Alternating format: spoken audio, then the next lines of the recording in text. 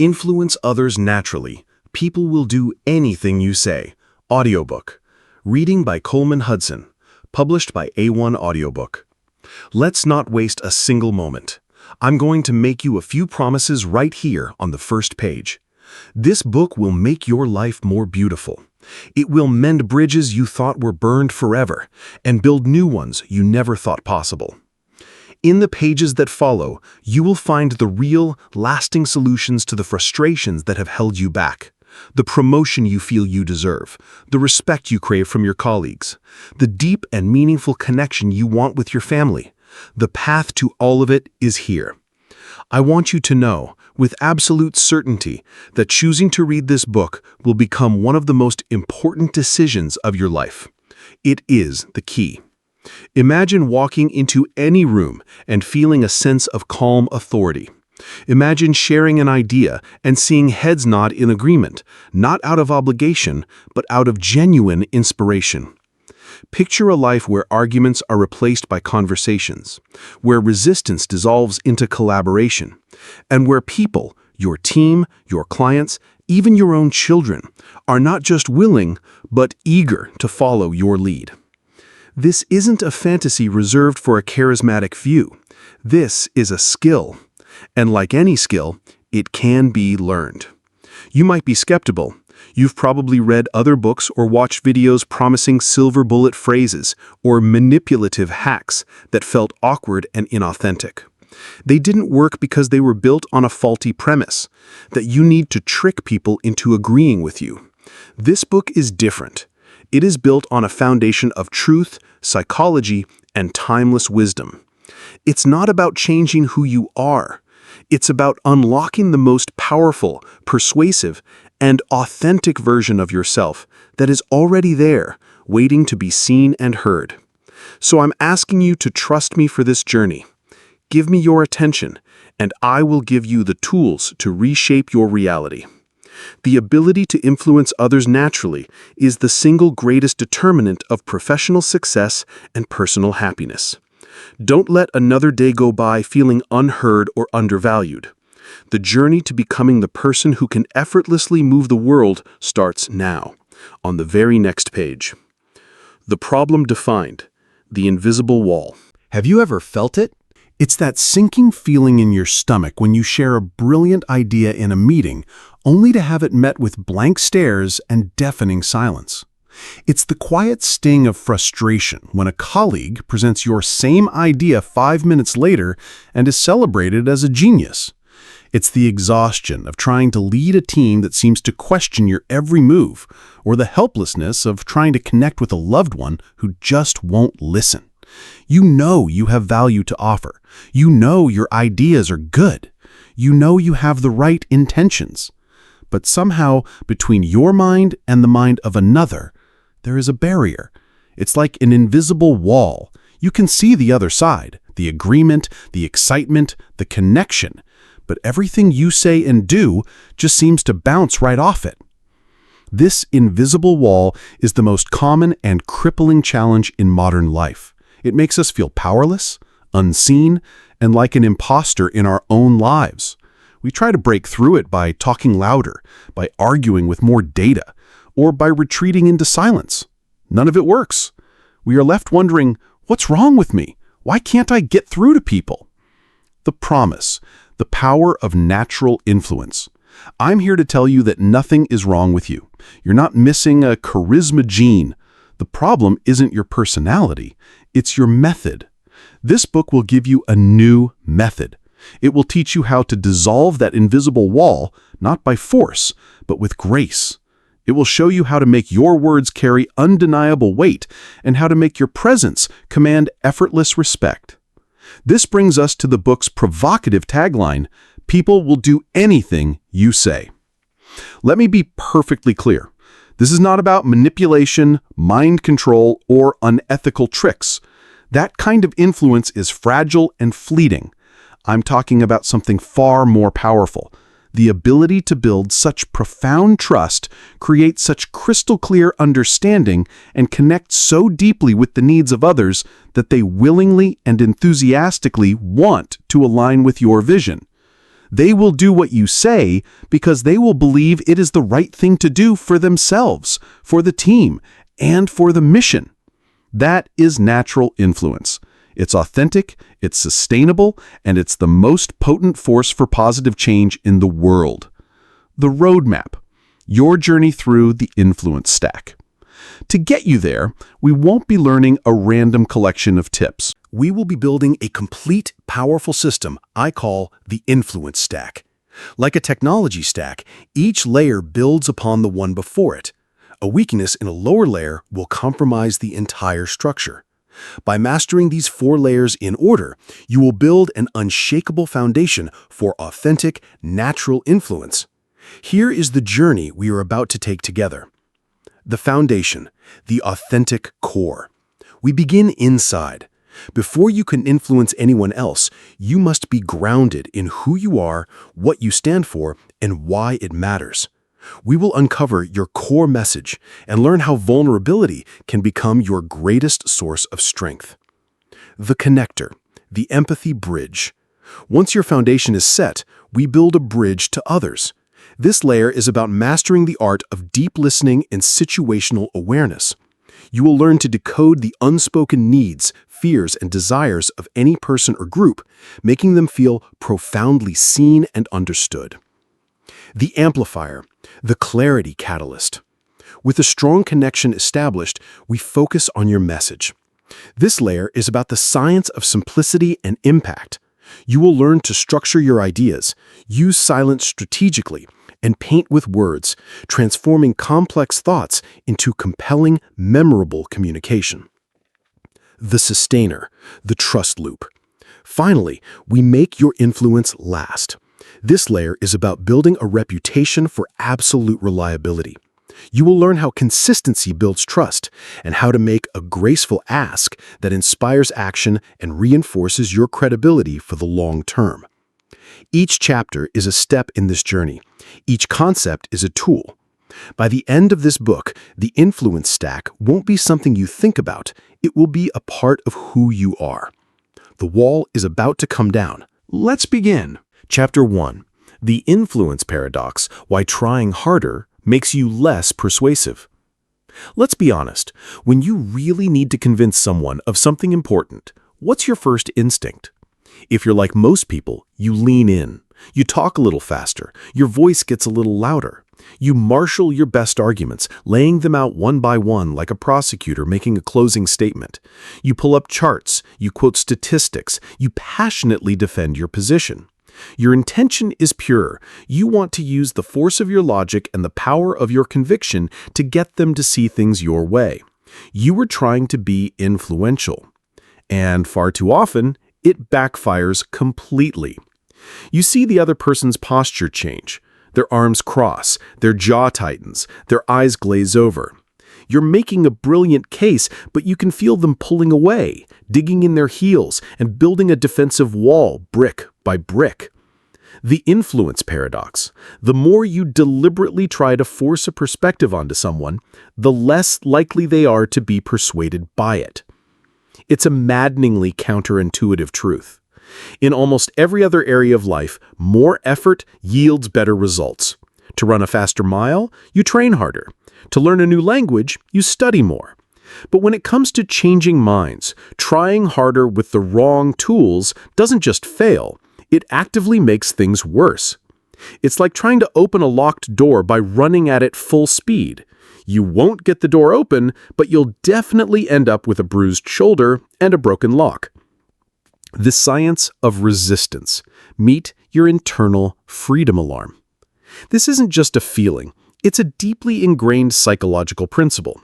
In the 1960s, psychologist Jack Brem identified a phenomenon he called psychological reactance. The theory is stunningly simple yet profound. As human beings, we have a fundamental, primal need to feel free and in control of our own choices. When we sense that someone is trying to pressure, coerce, or eliminate our options, an internal alarm goes off. This alarm triggers an immediate, instinctual, and often subconscious desire to reassert our freedom. And how do we reassert our freedom? By doing the opposite of what we're being pressured to do. Think about the classic example, a teenager whose parents forbid them from dating a certain person. The parental pressure doesn't make the teenager see the light. It makes the forbidden person seem infinitely more attractive. The teenager isn't just choosing the person anymore. They are fighting for their right to choose. This isn't just for teenagers. It's hardwired into all of us. When a friend aggressively insists, "You have to watch this TV show, it's the best ever," what's your gut reaction? A quiet defiance. "Oh yeah? We'll see about that." When a salesperson uses high-pressure tactics, telling you, "This is the only one left, you have to buy it now," you immediately become suspicious and want to walk away even if you liked the product. When a manager announces a new company policy by saying, "This is how we're doing it from now on, no exceptions," the team's first reaction isn't buy-in. It's resentment and a search for workarounds. In each case, the message itself might have been valid. The TV show might be great. The product might be perfect. The new policy might be more efficient. But the delivery, the attempt to force the conclusion, triggered the freedom alarm. The moment your audience feels like you are removing their choice, their brain stops evaluating the merit of your idea and starts defending their autonomy. You are no longer having a conversation. You are in a power struggle. And in a power struggle, nobody wins. The force-based model versus the natural influence model. Let's look at a common scenario. A project manager, let's call him David, needs his team to adopt a new project management software. He believes it will revolutionize their workflow. David's force-based approach. David calls a meeting. He presents 50 slides showing the software's features. He declares, "We are all switching to this platform by Monday. It is far superior to our old system, and this is a final decision." He interprets his team's silence and questions as stubbornness. "You just need to get on board," he insists, his voice rising with frustration. "This is for your own good." Result, the team feels bulldozed. They see the switch not as an opportunity, but as a mandate from a manager who doesn't respect their opinion. They may comply on the surface, but they will not be committed. They will complain in private, use the software grudgingly, and find any excuse to revert to the old system. David triggered their reactance, and in doing so, sabotaged his own goal. Now, what if David understood the influence paradox? The natural influence alternative. A preview. A different David would have called the same meeting. He might have started by saying, "I know our current system has been causing a lot of frustration with tracking deadlines. I've been looking at a potential alternative that I think has promise, but I'm not an expert on your day-to-day workflow. I'd love to walk you through what I've found and get your honest feedback on whether this could actually solve our problems." See the difference? The first approach was a push. It was a lecture designed to force compliance. The second approach is a pull. It is an invitation to solve a shared problem. It respects the team's autonomy and expertise. It doesn't trigger the freedom alarm. It enlists them as collaborators. This approach isn't weak, it's incredibly smart. It recognizes that genuine buy-in is the only kind that lasts. The rest of this book is dedicated to teaching you how to master that second approach. We will dismantle the force-based habits you've been taught and replace them with the powerful, subtle skills of the influence stack. We will start not with how to talk to others, but with how to ground yourself, because authentic influence is an inside-out job. Your first step, the resistance audit. You can't fix a problem until you can see it clearly. For the next week, your only task is to become an observer of the influence paradox in your own life. This isn't about changing anything yet, just noticing. Observe yourself. Pay attention to conversations where you are trying to be persuasive. When you feel yourself starting to push, talking more, interrupting, trying to force your point, just notice it. How does the other person react? Observe their body language and their tone. Do you see them shutting down or pushing back? Don't judge yourself, just gather the data. Observe others. Watch the paradox in action around you, at work, at home, even in movies or on TV. When you see someone trying to force an issue, notice the resistance they create. Conversely, when you see someone who is effortlessly influential, what are they doing differently? How are they inviting people in rather than pushing them away? Jot it down. At the end of each day, take 2 minutes to write down one observation. For example, tried to convince my partner to go to the restaurant I wanted. I listed all the reasons why it was better. He dug in his heels. Realized I was pushing, not inviting. Or, my boss Rachel got the whole team excited about a tough new project. She started by asking us what our biggest concerns were. This simple audit will make the abstract concept of reactance real for you. It will prove from your own experience that the old way doesn't work. Once you are fully convinced of the problem, you will be ready to embrace the solution. The Big Idea, Chapter 1 Summary. The influence paradox. The harder you push your viewpoint on others, the more they instinctively resist. Effort and force are often counterproductive in persuasion. Psychological reactance. This is the scientific reason for the paradox. We all have a primal need for freedom and autonomy. When we feel pressured, a freedom alarm goes off, causing us to defy the pressure to preserve our sense of control. Push versus pull. Force-based influence, pushing, triggers reactance and creates surface-level compliance at best. Natural influence, pulling, invites collaboration and creates genuine, lasting commitment. Awareness is the first step. Before you can change your approach, you must become aware of the influence paradox in action in your daily life. The resistance audit is your first tool for developing this awareness. Chapter 2. Unearthing Your Core Message, the Bedrock of Believability. Have you ever listened to someone speak and felt that every word they said was perfectly aligned with who they are? Their passion is palpable. Their conviction is contagious. Their requests don't feel like asks. They feel like invitations to join a mission you suddenly believe in. These people possess a rare and powerful form of gravity. They are believable. Now think of the opposite. Someone who says all the right things, but it feels hollow. They use the latest corporate buzzwords or parrot generic self-help advice, but there's a disconnect. You can't quite put your finger on it, but you don't fully trust them. Their influence is fleeting because it's built on sand. The difference between these two people is not charisma or speaking talent. The difference is that the first person is operating from a clearly defined core message. Your core message is the single, fundamental principle that drives you. It's the answer to the question, what do I truly stand for? It's not a marketing slogan, a job title, or a mission statement full of jargon. It is the simple, honest, and powerful truth that serves as the bedrock of your personal and professional life. Without a core message, your attempts to influence are scattered and inconsistent. You might try one tactic one day and another the next, becoming a chameleon with no color of its own. This inconsistency is a major trigger for distrust in others. But when you know your core message, everything you do and say becomes congruent.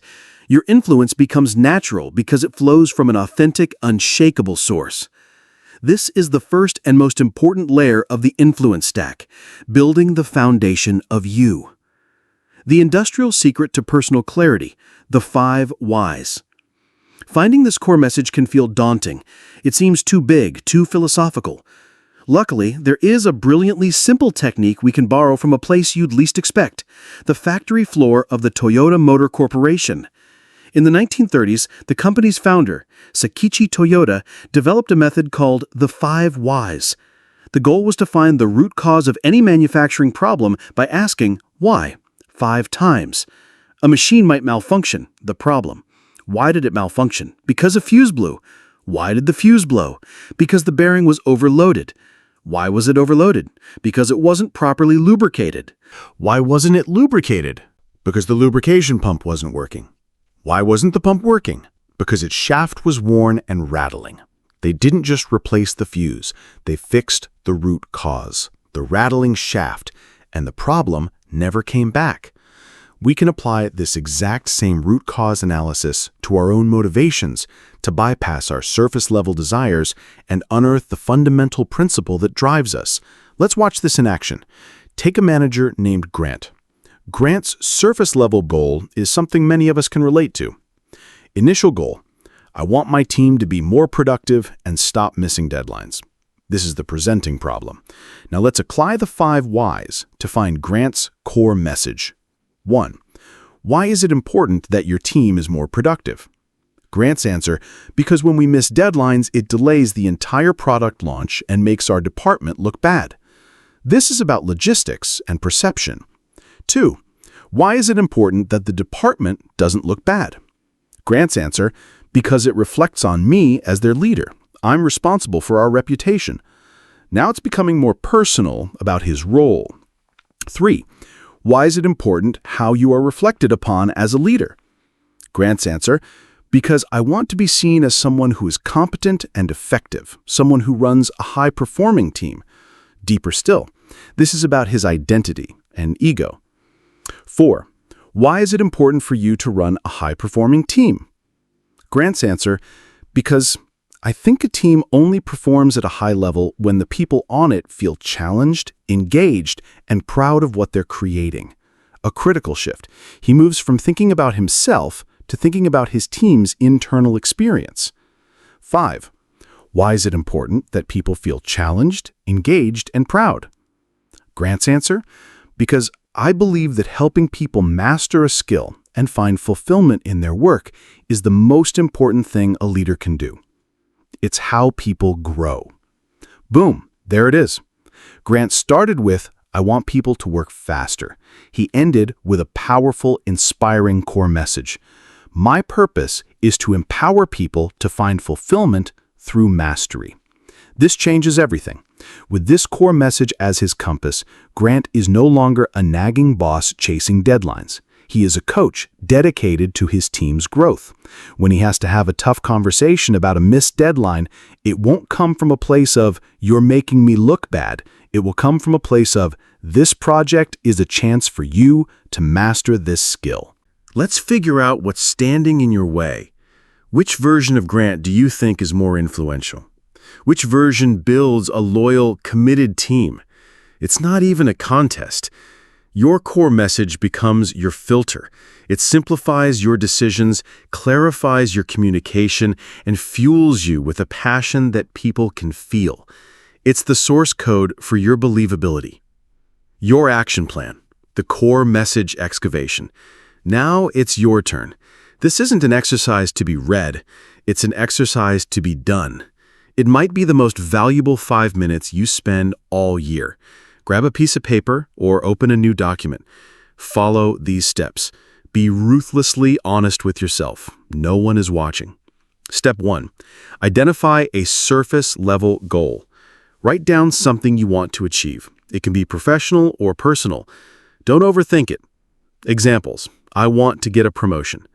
I want to be a more confident public speaker. I want to close more sales. I want my kids to listen to me. Step 2. Begin the 5 whys excavation.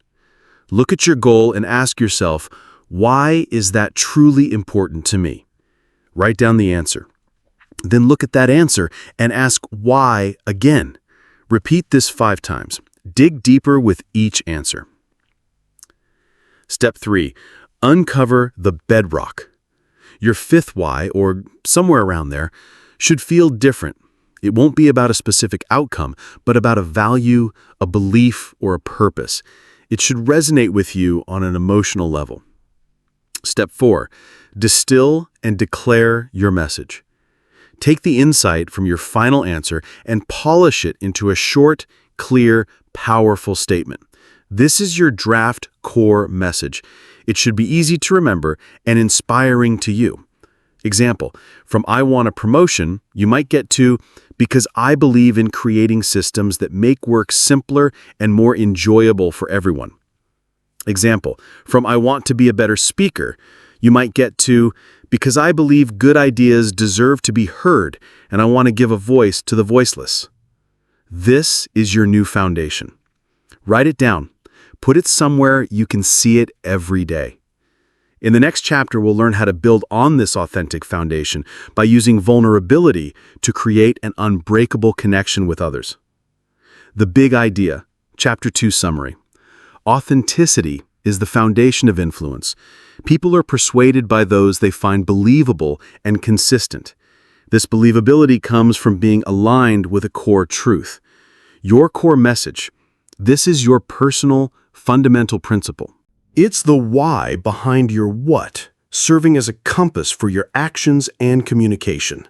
The 5 whys technique, a simple but powerful root cause analysis tool that helps you dig past surface-level goals to uncover your deep, driving motivations.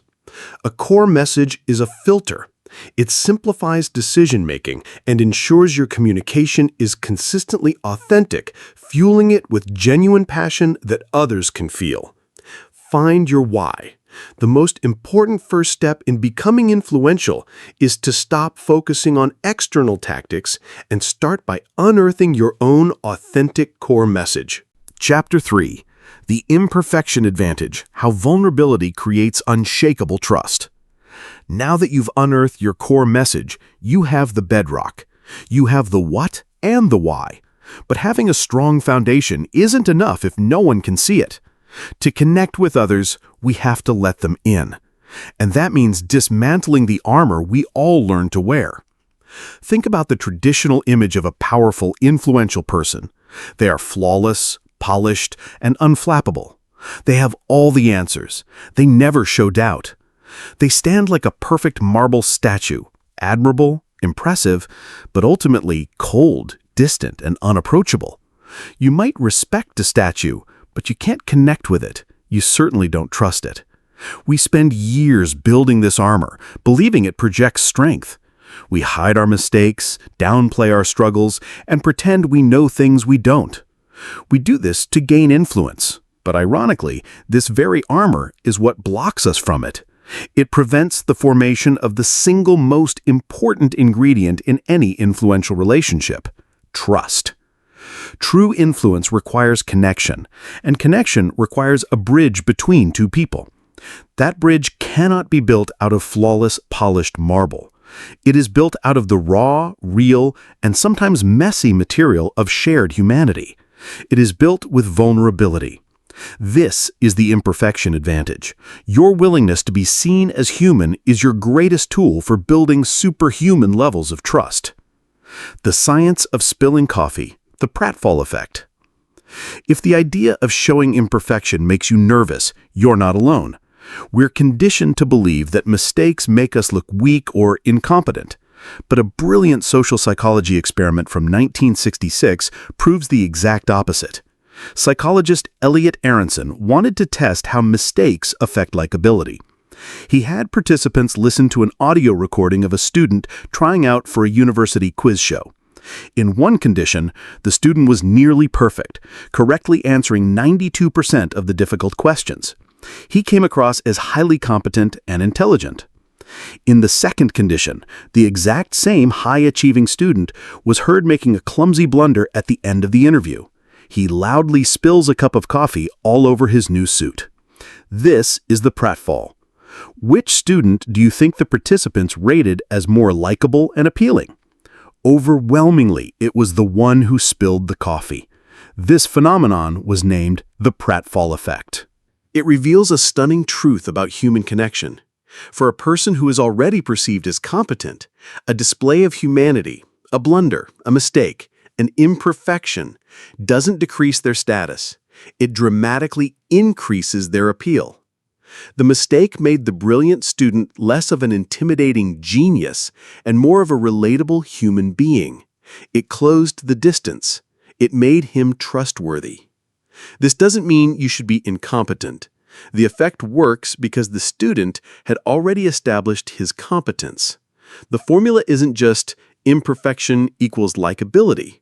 The real formula is competence plus human imperfection equals trust.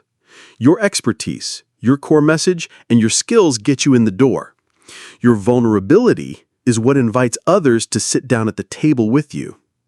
Strategic vulnerability, the key to connection. When we hear vulnerability, we often think of uncontrolled emotional dumping or complaining.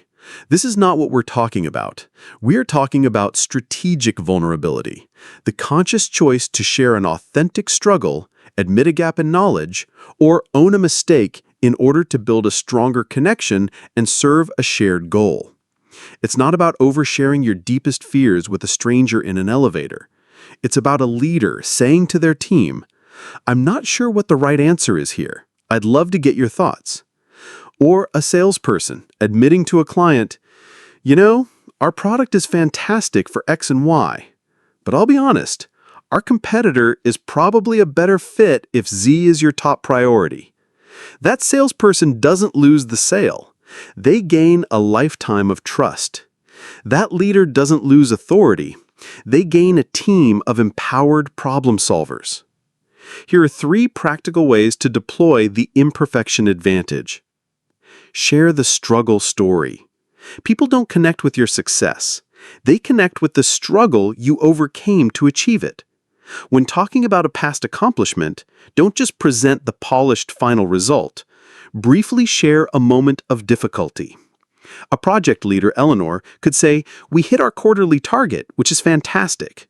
Or she could say, "We hit our quarterly target and I am so proud of this team. 2 weeks ago, I was genuinely worried we wouldn't make it after that unexpected server crash. The way everyone rallied to solve that problem was the real victory." The second version creates an immediate emotional bond. Admit what you don't know. In a world that rewards definitive answers, admitting "I don't know" is a superpower. It accomplishes 2 things. It shows humility, and it creates an opportunity to empower someone else. When you fake an answer, you create a lie that you have to maintain. When you say, "That's a great question. I don't have the data on that, but I'll find out." Or even better, "Brenda, you're closer to that part of the project than I am. What are you seeing?" You instantly build trust and turn a moment of uncertainty into an act of collaborative leadership. Deploy the controlled pratfall. This is the direct application of the coffee spilling experiment. It means owning your small, human mistakes openly and without drama. When you realize you've made a miscalculation in a meeting, don't try to hide it. Say, "I see I was looking at the wrong column there. My apologies. The correct number is actually..."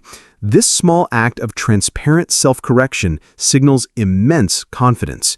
It shows that you are more committed to the truth than to your own ego, which is one of the most trustworthy traits a person can have. A critical distinction: vulnerability versus venting.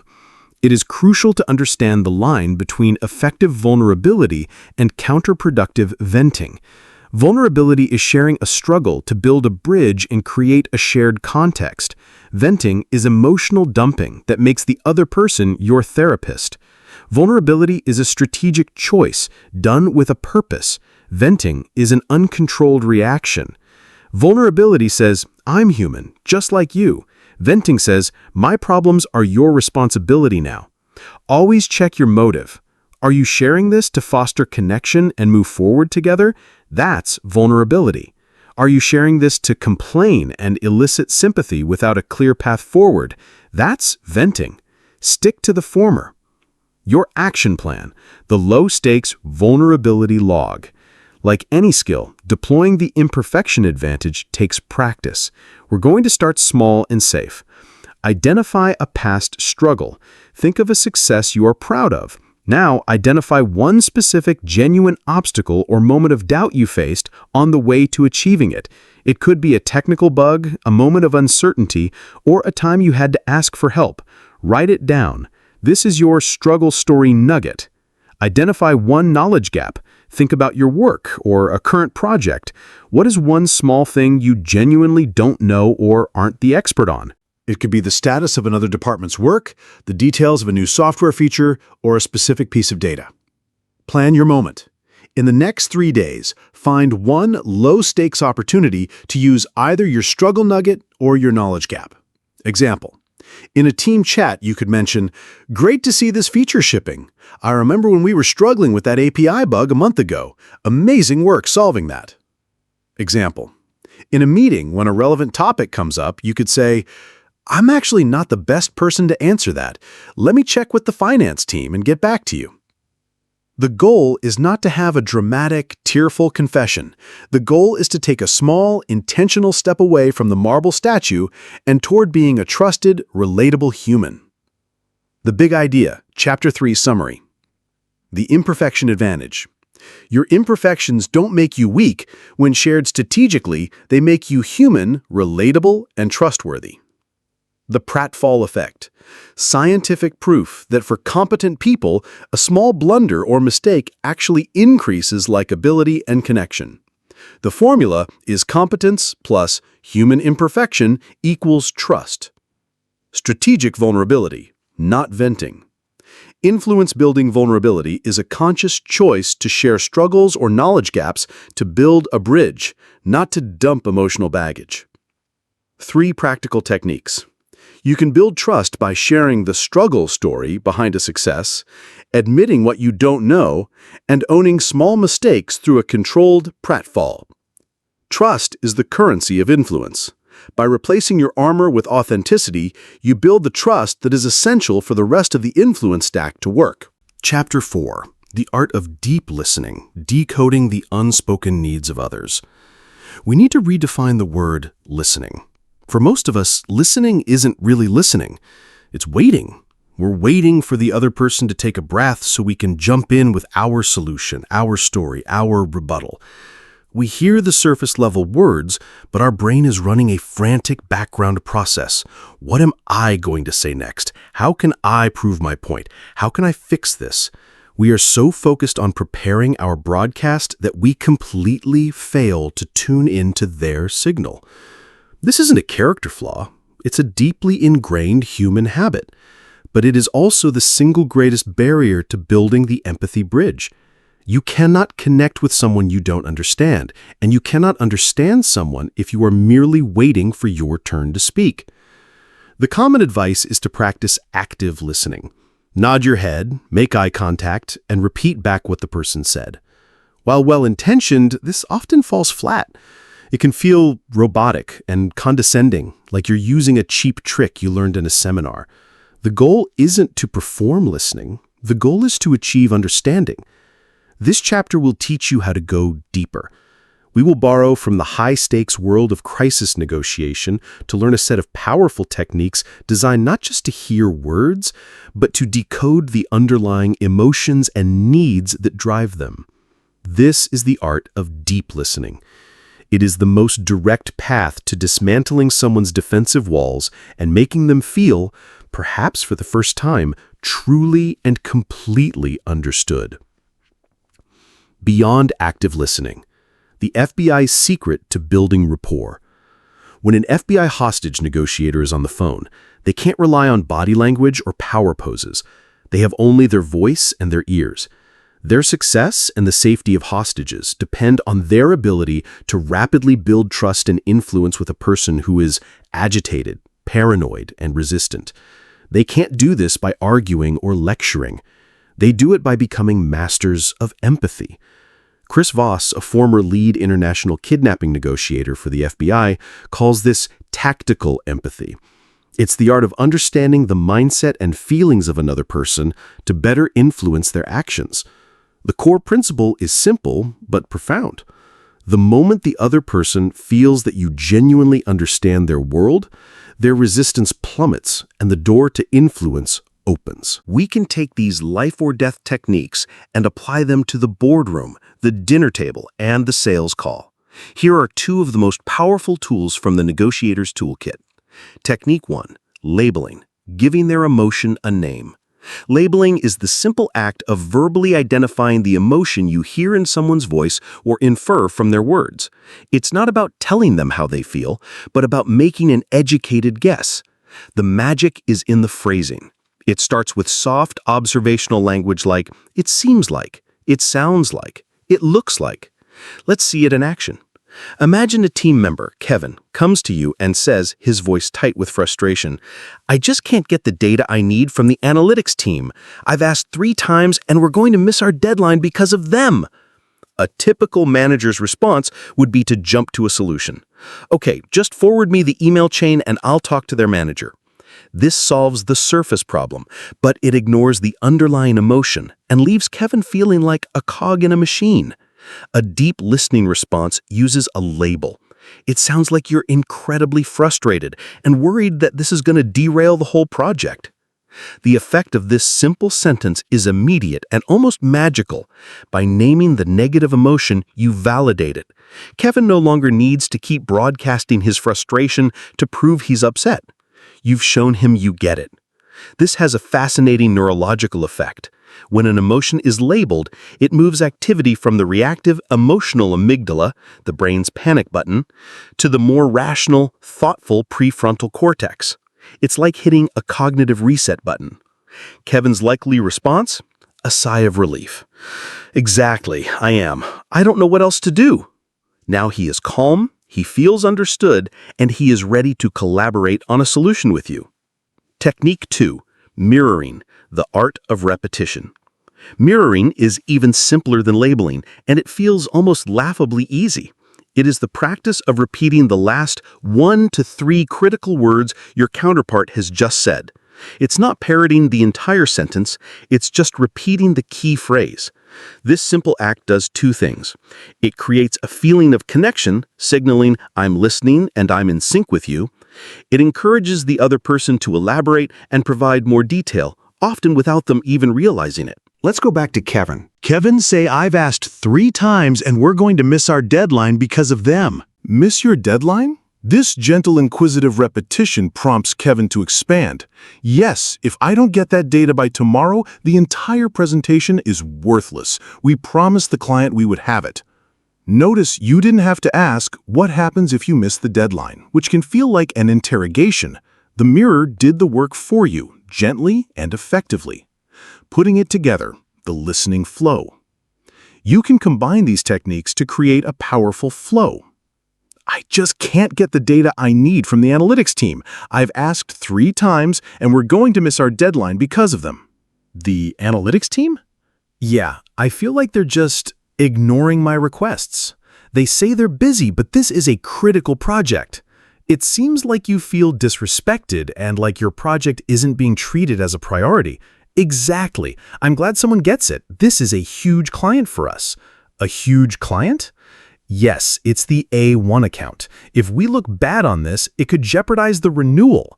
In less than a minute, without offering a single solution, you have moved from a surface-level complaint, I need data, to the real underlying fear, I'm scared of losing our biggest client. Now that you understand the true stakes, you are in a position to have a genuinely influential and productive conversation. You have successfully built the first half of the empathy bridge. Your action plan, the 5-minute listening challenge. Theory is one thing, feeling the effect is another. Your task for this week is to conduct a low-stakes listening experiment. Choose your conversation.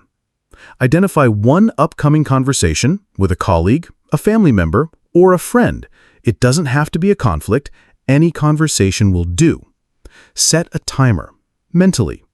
For the first 5 minutes of that conversation, your only goal is to understand. You are forbidden from offering advice, sharing your own related story, or trying to solve the problem. Deploy your tools. Your only tools for these 5 minutes are labeling and mirroring. Listen intently to the other person. When they state an emotion or a key fact, use a label, like it sounds like or a mirror. The key fact? Observe their reaction. Pay close attention to how the other person responds. Do they open up more? Does their tone soften? Do they seem to relax? Do they offer more information than they normally would? This exercise will feel unnatural at first. You will have to fight your instinct to fix things, but you will likely be stunned by the amount of information and rapport you can build in just 5 minutes of disciplined, deep listening. The big idea, Chapter 4 summary, listening is not waiting to talk. True listening is an active pursuit of understanding, not a passive pause before you make your own point. Go beyond active listening. Techniques like nodding and repeating can feel robotic. Deep listening aims for genuine understanding of the emotions and needs behind the words. Influence begins with understanding. Borrowing from FBI negotiators, we learn that people become open to influence only after they feel truly understood. Two powerful tools for deep listening. Labeling.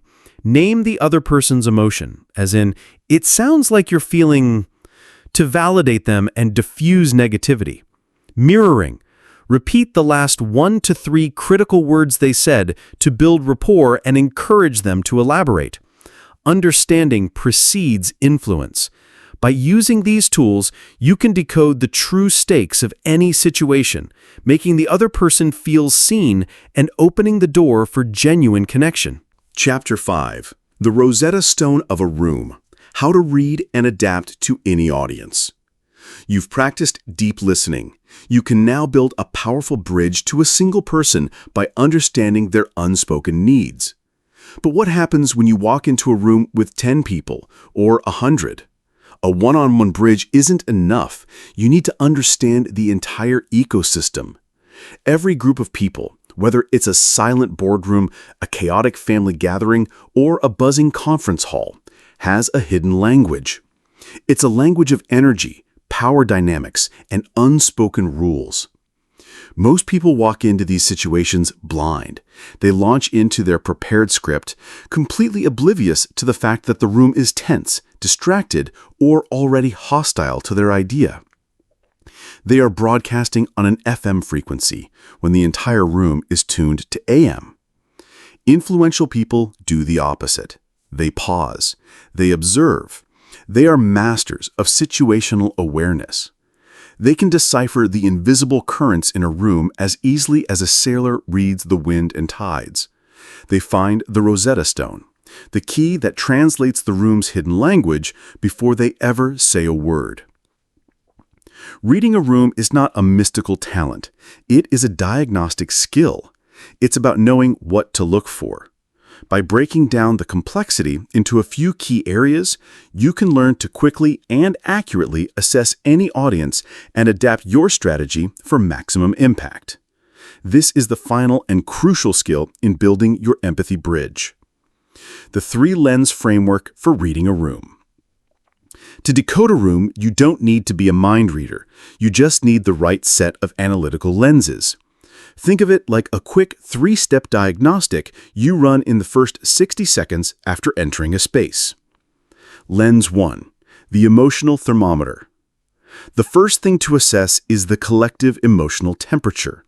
Is the room hot, agitated, excited, angry, cold, bored, disengaged, resistant, or neutral? This overall mood is driven by a powerful psychological force called emotional contagion. Emotions, especially strong ones, spread through a group like a virus. One highly anxious person can make an entire team feel on edge. One enthusiastic person can lift everyone's spirits. Your job is to identify the dominant emotion. Look for clues. Sound. Is there a low hum of engaged chatter, or is the silence tense and heavy? Are people laughing, or are voices sharp and clipped? Posture. Are people leaning in, interested and open, or are they leaning back with crossed arms and closed-off body language? Are they slumped in their chairs, staring at their phones? Energy. Does the room feel kinetic and forward-moving, or stagnant and lethargic? Knowing the emotional temperature is your baseline. You wouldn't try to tell a joke in a room full of tense, worried people. You wouldn't open with a dense, data-heavy presentation to a bored and restless audience. You must first meet the room where it is. Lens 2. The power map. Every room has a hidden power structure that often has little to do with the official org chart. Your next step is to quickly map who holds the real influence. Look for these key archetypes. The formal leader. This is the easiest to spot. The boss, the presenter, the head of the family. They have the official authority. The informal influencer. This is the most critical person to identify. They may not have a fancy title, but they have the respect and trust of the group. When they nod, others nod. When they ask a skeptical question, the whole room tenses. You can spot them by observing who people look at after the formal leader speaks. That quick glance is a subconscious search for social proof. The gatekeeper. This person may seem quiet, but they control access or resources. They might be the executive assistant who manages the calendar, or the IT expert who has to approve the software. They can kill an idea with a simple, "That's not possible." The skeptic. There is often one person who acts as the group's designated critic. They poke holes in arguments and challenge assumptions. Don't fear the skeptic. Winning them over can be the key to convincing the entire room. Your message needs to land with the formal leader, but it must be validated by the informal influencer, be acceptable to the gatekeeper, and withstand the scrutiny of the skeptic. Lens 3. The conversational current. Finally, observe how information is flowing. Is it a monologue? One person is doing all the talking and everyone else is passively receiving. Debate. Two or more sides are actively arguing, trying to score points. Brainstorm. Ideas are flowing freely and energetically, with people building on each other's contributions. A hub and spoke. All communication flows through one central person, usually the formal leader. People talk to the leader, but not to each other. The conversational current tells you how to position yourself. In a monologue, your best bet might be to wait for the Q&A. In a debate, you might need to act as a mediator who finds common ground.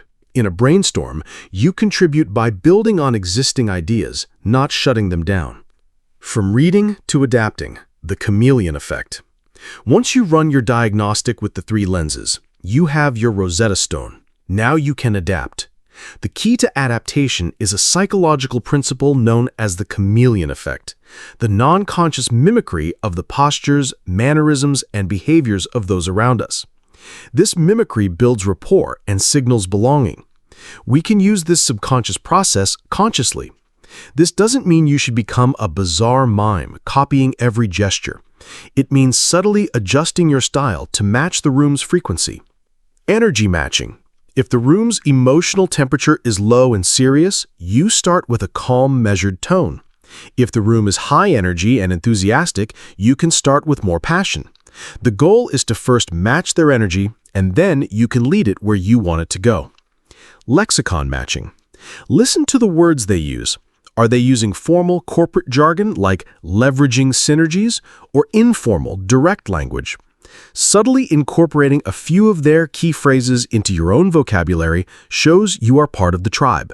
Let's see this with a consultant named Maya. She walks into a client's boardroom to pitch a project. Lens 1. Emotion. The room is cold. 2 senior managers are whispering tensely. The air is heavy. Lens 2. Power. She identifies the CEO as the formal leader, but notices everyone keeps glancing at an older woman to the side, the informal influencer. A man in the corner is frowning at her slides, the skeptic. Lens 3. It's a tense monologue. The CEO is grimly listing recent problems. Maya's original plan was to open with a high-energy, enthusiastic vision statement, but her reading of the room tells her that would be disastrous. Instead, she adapts. She waits for the CEO to finish. She starts in a calm, measured tone, energy matching. She first addresses the CEO, then turns her body slightly to include the informal influencer. She says, "Thank you. It sounds like the key challenge right now is restoring stability and predictability." She used a label and matched their formal language, restoring stability. She then looks directly at the skeptic and says, "And I'm sure you have concerns about how a new project might disrupt that." She has read the room, acknowledged its reality, and built a bridge before even starting her presentation. Your action plan, observational field notes. You don't have to be in a high-stakes meeting to practice this skill. Your training ground is everywhere. Choose your lab. Go to a coffee shop, a public park, a library, or the company cafeteria. Your goal is to be an invisible observer. Pick a group. Find a group of 2 or more people engaged in conversation. Use the 3 lenses. For 5 minutes, just watch and listen. In a notebook or on your phone, jot down your observations. Emotional thermometer. What is the mood? What specific clues tell you this? Power map. Can you guess who the influencer is? Who seems to be the gatekeeper or skeptic? What are they doing that makes you think that? Conversational current. How is the information flowing? Is one person dominating? Are they collaborating? Practice everywhere. Once you're comfortable, start doing this in the first 60 seconds of every meeting you enter. Don't say anything, just run your quick, silent diagnostic. This practice will sharpen your observational skills until they become second nature. You will start to see the hidden dynamics that everyone else misses, giving you an extraordinary advantage in every human interaction. The Big Idea, Chapter 5 Summary. Reading the room is a diagnostic skill. Influence in a group setting requires understanding the hidden language of the room before you speak. The 3-lens framework. A simple method for quickly decoding any audience. The emotional thermometer. Assess the collective mood, hot, cold, or neutral. The power map. Identify the key players, formal leader, informal influencer, gatekeeper, or skeptic. The conversational current. Observe the flow of information, monologue, debate, brainstorm. Adapt using the chameleon effect. Once you've read the room, subtly match its energy and language to build instant rapport and show you belong. Read before you lead. The most effective influencers don't force their style onto a group. They understand the group's dynamics first and adapt their approach to fit the reality of the room. This completes the empathy bridge. Chapter 6, From Complex to Compelling, the 3-act structure of any great idea. You've built your foundation on a core message. You built an empathy bridge by learning to understand others. Now, it's time to send your ideas across that bridge. This is the crucial moment where influence happens, or fails. The problem is that most of us present our ideas the way they exist in our own minds, as a jumble of facts, features, data points, and background information. We are so close to the subject that we can't see it from an outsider's perspective. We deliver a data dump, assuming that more information will naturally lead to more persuasion. But the human brain doesn't work that way. The brain is not a hard drive designed to store raw data. It's a story processor. It's a survival machine that evolved over millennia to look for patterns, identify threats, and seek resolutions. When you present an idea as a list of facts, you are forcing your audience's brains to do all the hard work of organizing, interpreting, and finding the meaning. Most of the time, they won't bother. They will just tune out. To make your message influential, you must do the work for them. You must package your idea in a way that the brain is naturally wired to receive. And the most powerful packaging ever invented is the 3-act story structure. This isn't just for Hollywood screenwriters. It is a universal blueprint for clarity that can transform any presentation, email, or even a 2-minute conversation from complex and confusing to simple and compelling. The ancient code for clarity: setup, confrontation, resolution. For thousands of years, from ancient Greek plays to modern blockbuster movies, the most resonant stories have followed the same fundamental pattern. Act 1, the setup. We are introduced to a character in their ordinary world. We learn what they want and what their status quo looks like. Luke Skywalker is a bored farm boy who dreams of adventure. Act 2, the confrontation. An inciting incident occurs, disrupting the ordinary world. The character faces a series of escalating challenges and obstacles in pursuit of their goal. This is where the tension and struggle happen. Luke's family is killed, he meets Obi-Wan, and he must join the rebellion to fight the Empire. Act 3, the resolution. The character faces a final climactic test. They either succeed or fail, and a new normal is established. The story comes to a satisfying conclusion. Luke destroys the Death Star and becomes a hero. This structure is so powerful because it mirrors the very way we experience life. A state of being, a problem that disrupts it, and the struggle to find a new state of being. It creates a narrative tension that our brains are compelled to see resolved.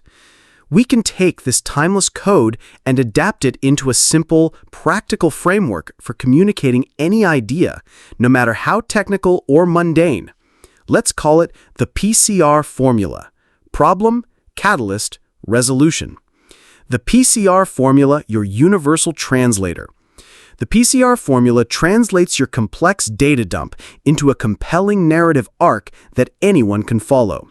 It works for a 60-minute keynote or a 60-word email.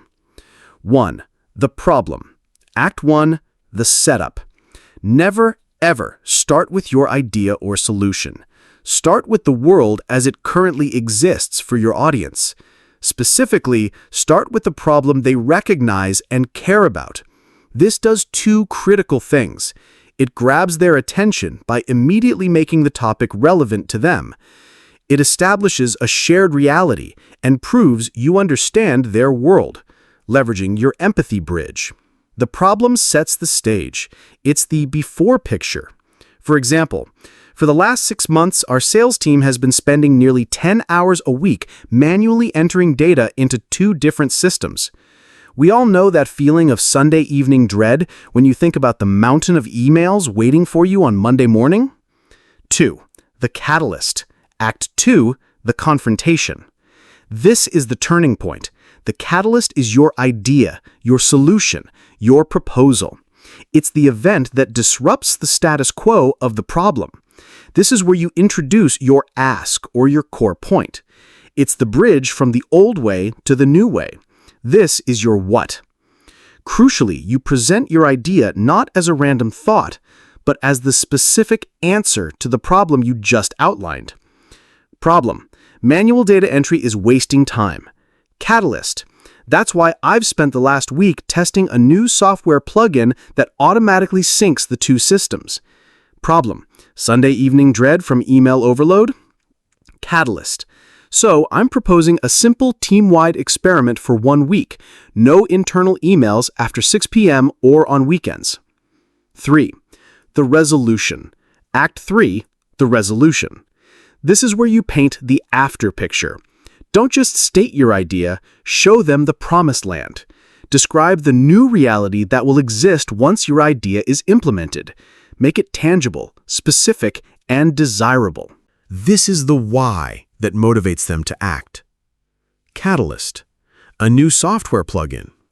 Resolution. By implementing this, we can give every single person on the team a full day of their month back. That's a day they can spend talking to clients and closing deals instead of doing administrative work. Catalyst, no weekend emails. Resolution. This will allow us all to fully disconnect, recharge, and coming on Monday morning feeling more creative, focused, and ready to tackle the real challenges. Let's look at the difference. Before, I think we should buy the AutoSync 3000 software. It has a robust API, it's SOC 2 compliant, and it features real-time data integration. I think it would be a good investment. Boring, full of jargon, unpersuasive. After, the PCR formula. Problem: I've noticed our team is spending hours every week doing the draining, frustrating work of entering the same data into 2 different systems. Catalyst: so I looked into a solution, and I found a tool that can do this for us automatically. Resolution: implementing it means we can eliminate that task completely, freeing us all up to focus on the work we actually enjoy and that actually drives revenue. The second version isn't just a proposal, it's a story. It's a journey from a shared frustration to a hopeful future. It's simple, emotionally resonant, and almost impossible to disagree with. Your action plan, the PCR message builder. In the next week, you will have an opportunity to present an idea, in a meeting, in an email, or in a conversation. Before you do, run it through this quick exercise. Identify your core idea. What is the single thing you want to communicate or ask for? Example: I want to change the weekly meeting format. Define the problem. P. From your audience's perspective, what is the clear and present problem that your idea solves? Write it down in 1 or 2 sentences. Focus on the pain, frustration, or inefficiency they are currently experiencing. Example: our weekly meetings consistently run over time, and most of the team feels like they are a waste of time where only 2 people talk. State your catalyst, C. Clearly and simply state your idea or proposal. This is your what. Example: I propose we switch to a silent meeting format, where we spend the first 15 minutes reading a shared document and adding comments, and the last 15 minutes discussing only the points that need clarification. Paint the resolution, R. Describe the positive outcome. What is the promised land? How will their lives be better? Example: this will ensure everyone gets a voice. We focus only on the most critical issues, and we get a full half hour of our day back. Deliver the story. Now assemble the P, C, and R statements into a short, compelling narrative and use that to present your idea. Using the structure will feel like a superpower. You'll stop getting lost in the weeds and start communicating with a level of clarity and purpose that commands attention and inspires action. The big idea. Chapter 6 summary. The brain is a story processor, not a hard drive. To be influential, you must package information in a way the brain is wired to understand. Presenting a data dump is ineffective. The 3-act structure is a universal code. The timeless pattern of setup, confrontation, and resolution is the most powerful blueprint for clear communication. The PCR formula, problem, catalyst, resolution, is a practical adaptation of the 3-act structure for any professional or personal communication. Problem. Start by defining a problem the audience already recognizes and cares about. Catalyst. Introduce your idea as the specific solution to that problem. Resolution. Paint a vivid after-picture of the positive future your idea will create. From complex to compelling, the PCR formula does the hard work of organizing information for your audience, making your message simple, memorable, and highly persuasive. Chapter 7. The Power of the Pause, Using Silence to Command Attention and Convey Authority. In our hyper-connected, relentlessly noisy world, we have come to fear silence. In conversation, we treat it like a vacuum that must be filled immediately. When speaking to a group, we see it as a terrifying sign that we've lost our train of thought, or, even worse, the audience's attention. Our instinct is to rush, to fill every possible millisecond with words, sounds, and filler phrases like ah, and you know. We believe this constant stream of sound keeps people engaged. The truth is the exact opposite. Non-stop talking doesn't create engagement, it creates exhaustion. It overwhelms the listener's brain, devalues your words, and projects anxiety, not authority. You are so busy broadcasting noise that your actual message gets lost in the static.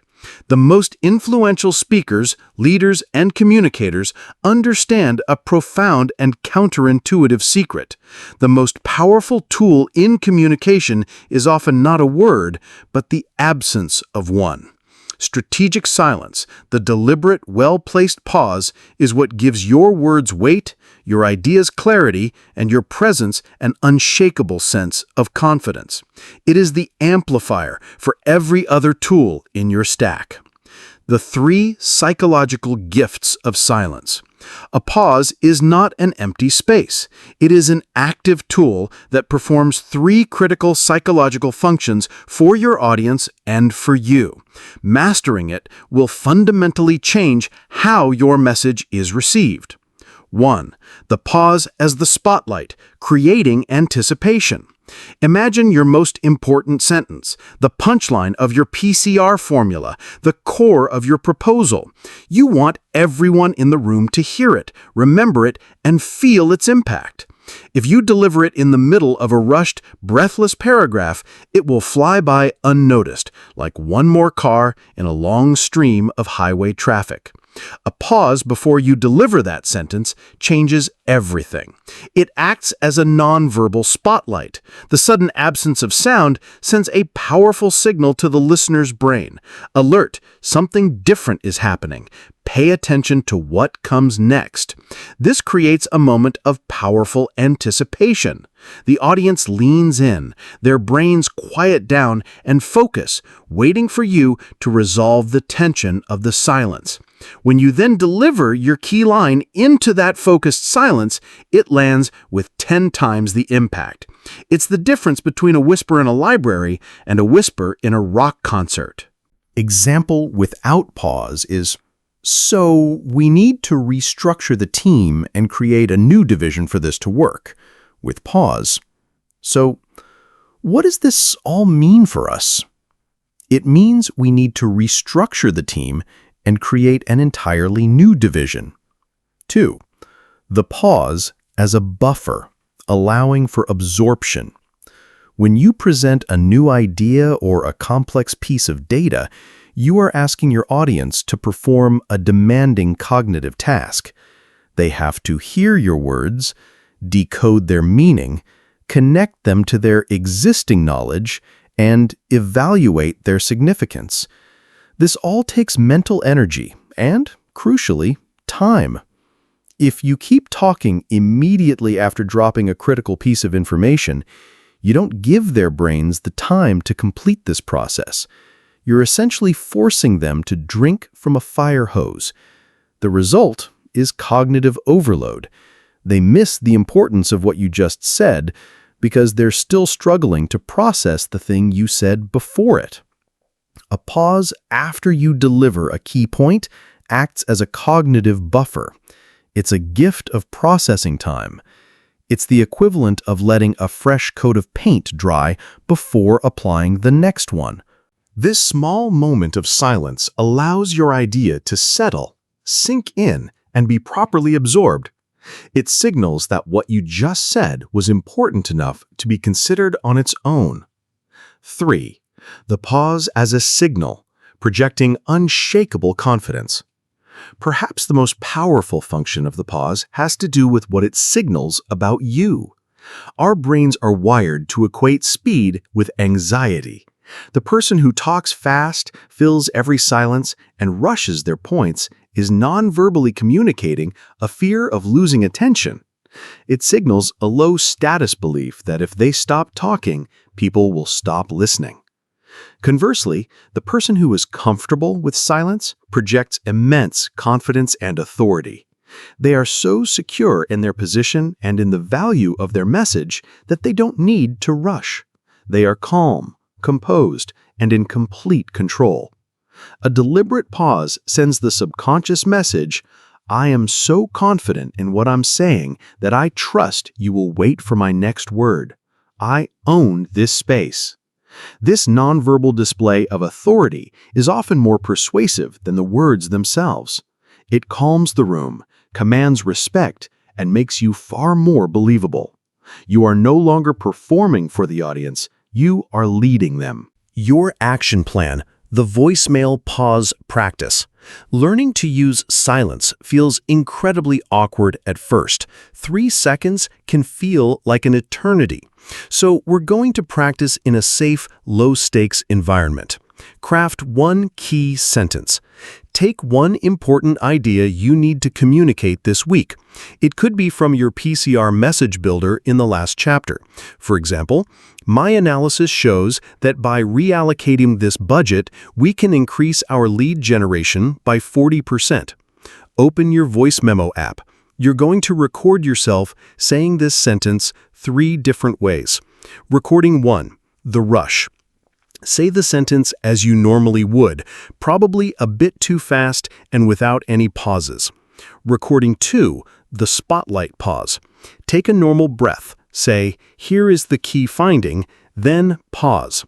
Count 1 1,000, 2 1,000, 3 1,000 silently in your head. Then deliver your key sentence. Recording 3, the full impact pause. Combine the techniques. Say, here is the key finding. pause for 3 seconds, deliver your key sentence, then pause for another 3 seconds before saying thank you or moving on. Listen back and feel the difference. Listen to all 3 recordings. The difference will be staggering. The first will sound weak and forgettable.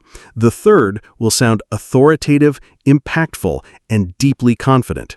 The goal of this exercise is to make the feeling of pausing familiar and to prove its power to your own ears.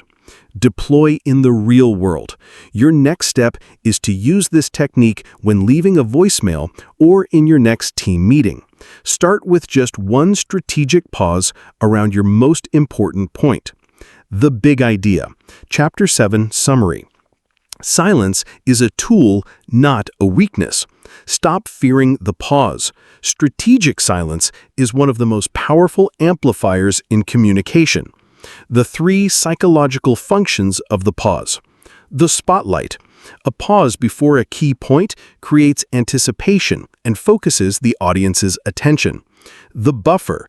A pause after a key point gives the listener time to process and absorb your message, preventing cognitive overload. The signal. Comfort with silence projects unshakable confidence and authority, while rushing signals anxiety. Practice makes permanent. Start practicing with a voice recorder to get comfortable with the feeling of a 3-second pause. The initial awkwardness will quickly be replaced by a sense of control and impact. Speak less, say more. By mastering the pause, you can transform your speaking style from a frantic rush to a confident, rhythmic delivery that makes every word count. Chapter 8. Painting with words, using metaphors and analogies to make the abstract concrete. You've structured your idea into a compelling narrative. You're using silence to give it weight and impact. Now we arrive at the final layer of amplification, the words themselves. The business world in particular is drowning in a sea of abstract, lifeless language. We talk about leveraging synergies, optimizing frameworks, driving stakeholder engagement, and holistic integration. These words are corporate wallpaper. They're so vague and overused that they have lost all meaning. They slide right off the human brain without leaving a trace. When you use abstract language, you're asking your audience to do the incredibly difficult work of translating your jargon into a real-world concept. It's like handing them a complex blueprint and expecting them to immediately picture a beautiful house. The most influential communicators in history, from Abraham Lincoln to Steve Jobs, understood that the key to being understood is to do the opposite. They didn't use more complex words. They used simpler ones. They didn't talk in abstractions. They painted with words.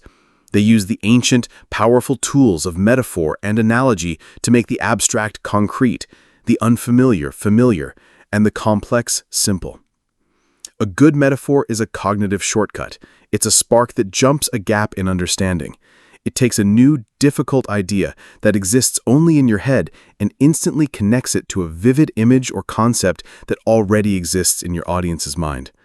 This is the final and most elegant way to ensure your message is not just heard, but seen, felt, and remembered. The neuroscience of aha, how metaphors hack the brain. Why are metaphors so powerful? The answer lies in how our brains are wired. When you hear an abstract term like brand synergy, only the language processing centers of your brain light up, specifically Broca's and Wernicke's areas. It's a dry, analytical process. But when you hear a metaphor, something incredible happens. If someone says, he had a velvety voice, not only do your language centers activate, but the sensory cortex, the part of your brain that processes the feeling of actual velvet, also lights up. If they say she had a leathery face, your brain simulates the experience of touching leather. A good metaphor doesn't just tell, it triggers a full brain experience. It allows your listener to feel the meaning of your words. This multisensory engagement does 2 things. It creates instant understanding. The new idea is immediately grounded in a familiar physical or emotional experience. It creates a durable memory. Because the idea is linked to multiple parts of the brain, language, sensory, and emotional, it creates a much stronger and more lasting neural pathway. Your audience won't just remember what you said, they'll remember the picture you painted. Think of Steve Jobs introducing the very first iPod. He could have said, "We have created a portable music device with a 5 GB hard drive." That's an abstract fact. It's accurate, but uninspiring. Instead, he used a simple, brilliant analogy that painted an instant picture. 1,000 songs in your pocket. In 5 words, he made the abstract concept of 5 GB completely concrete and personal. Everyone knows what a pocket is. Everyone can imagine what 1,000 songs feels like. He didn't describe the blueprint, he showed them the house. That single analogy defined a product and launched a revolution. The metaphor-making framework. How to build your own cognitive shortcuts. You don't need to be a poet to create effective metaphors. It's a structured, creative process. Here's a simple framework for generating your own. Step 1. Isolate the abstract concept. What is the core idea you are trying to explain? Be precise. Don't try to create a metaphor for your entire project at once. Pick one key attribute, process, or benefit. Examples. Our new software is designed for rapid scalability. Our company culture is becoming too siloed. This new investment strategy involves higher risk, but also higher potential reward. Step 2. Brainstorm familiar domains. Now, list several broad categories of life that are universally understood and full of vivid imagery. The goal is to get away from your professional bubble. Think about nature, gardens, mountains, rivers, weather, and animals. The body, sickness or health. Exercise, the senses.